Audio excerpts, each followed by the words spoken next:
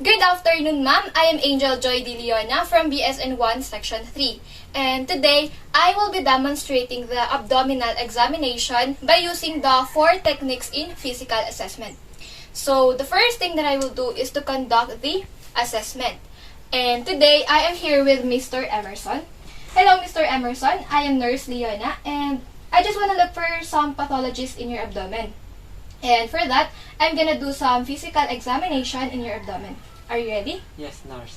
Okay, how about your feeling? Are you okay right now? Are you comfortable? Yes, of course. Okay, I will be needing your cooperation. Is that okay with you? Yes.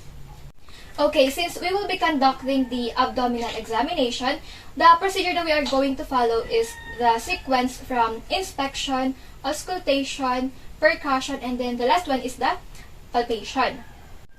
And then the next thing you do is to plan when the assessment should be done and plan whether the activity will be active or passive and which joint will be included. But before everything else, make sure that the room has an appropriate lighting and make sure to wash or disinfect your hands and wear necessary equipment if needed. And of course, prepare all the needed equipment in performing the assessment. Okay, sir, just relax. And by the way, the purpose of abdominal examination is for me to get more information that could indicate what is the cause of your symptoms. And always remember and take into consideration your patient's privacy. Okay, sir, just lie here. Okay. By the way, there will be another position for you as the examination is being done. Is that okay with you? Yes. Okay, so let's take off your clothes first.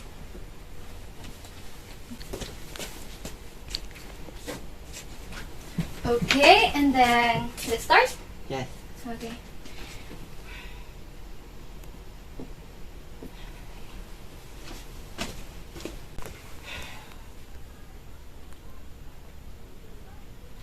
Okay. So, I'm doing this inspection to check all the movements over the abdomen without touching the patient. It is very important for me to see any abnormalities in the movement of the abdomen.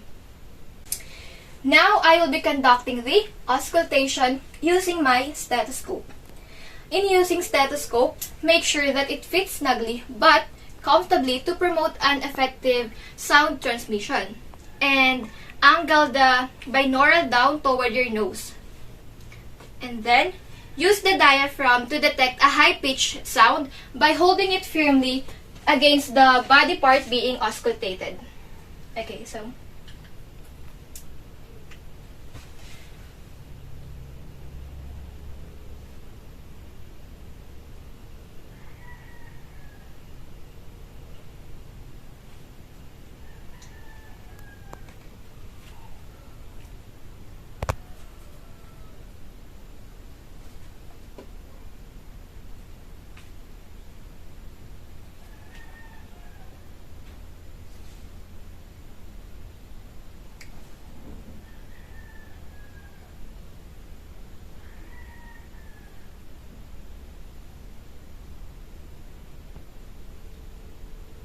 Okay, so you can also use the bell of the stethoscope to detect a low-pitched sound by holding it firmly against the body part being auscultated.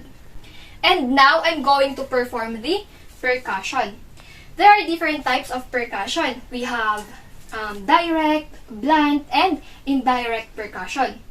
So let's say I have to check whether there is a splenomegaly or there is any free fluid present in the peritoneal area. On the basis of tympani sound and bell sound, I can differentiate it.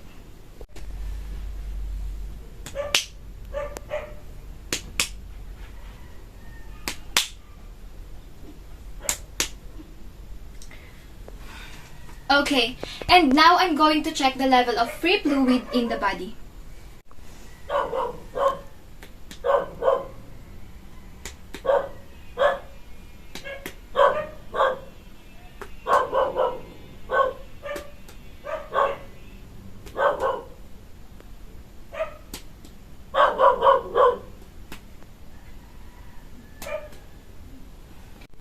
After that, as ask the patient to tilt his body to see if there is any free fluid present over here and shift at the down part.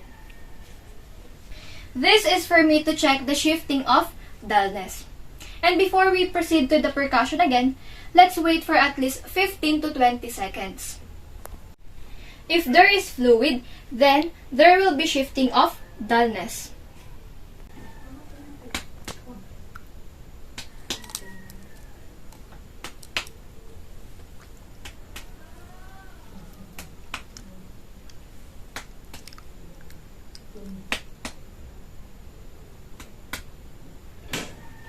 For the last part of the physical assessment in the abdominal examination, we will have the palpation, in which I'm going to touch this segment of the abdomen using my fingers.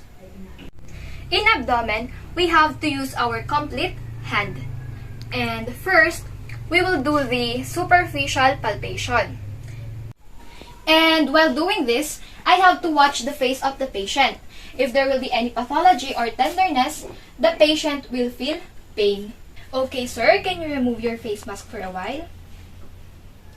Okay, by just looking on the face of the patient, I can assess the condition. Okay.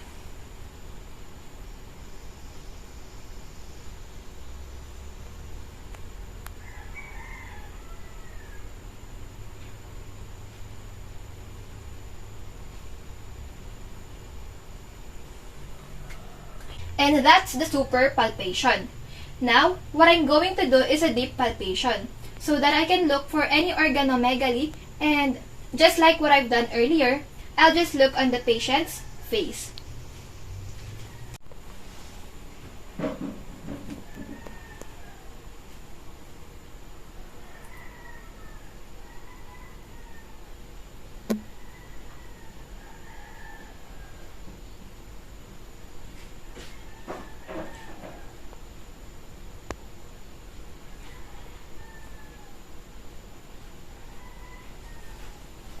And that's how we do the deep palpation.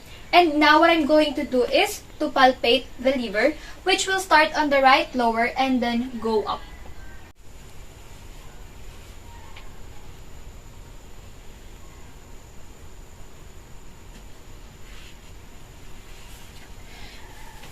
Okay, next is spleen. Palpation should always start from the right lower quadrant before we move up.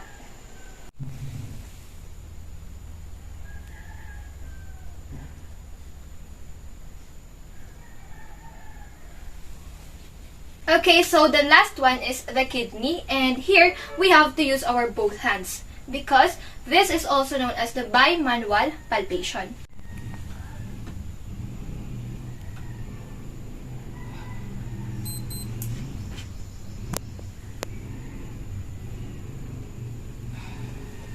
Okay, so I have finished the palpation in liver, spleen, and kidney.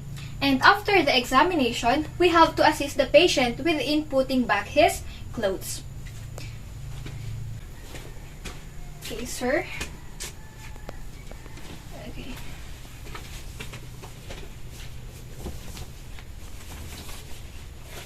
And then, assist the patient in a comfortable position.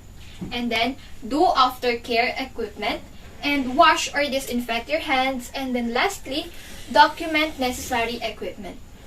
An abdominal examination is done. That's all. Thank you.